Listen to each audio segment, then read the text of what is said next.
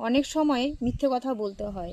কারণ তুমি যদি ভিডিও বানাচ্ছ, বা আমার কথাই বলছি, ভিডিও বানাই, অনেকে আমাকে মানে ভিডিও বানানো পছন্দ করে না। তোমাকেও ভিডিও বানাচ্ছ, তোমার পাড়া প্রতিবেশী, তোমার আত্মীয় স্বজন, তোমার বন্ধু বান্ধব কিন্তু ভিডিও বানানো পছন্দ করবে না।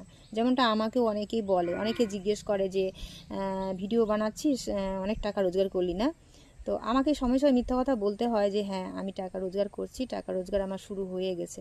যদি এই কথাটা না বলি তাহলে আমার মানে কি বলবো, যদি আমি মিথ্যা কথা বলি যে না আমার মানে সত্য কথাটা যদি আমি বলে দিই, তখন আমাকে বলবে যে এর তো কোনো খেয়ে কাজ নেই, শুধু খায় দায় আর ভিডিও বানায়, আর আমরা খেটে খেটে মরি, এর মনে বাড়িতে কেউ কিছু বলে না, এর হাজবেন্ড মনে হয় একে বাধা দেয় না, মানে কি বলবো, এ খারাপ হয়ে গেছে, এর চরিত্র খারাপ হয়ে গেছে, নানা রকম প্রশ্ন মানে ওদের জেগে যায়, বা ওরা মানে আলোচনা করে তোমাকে নিয়ে, বাজে বাজে আলোচনা করে।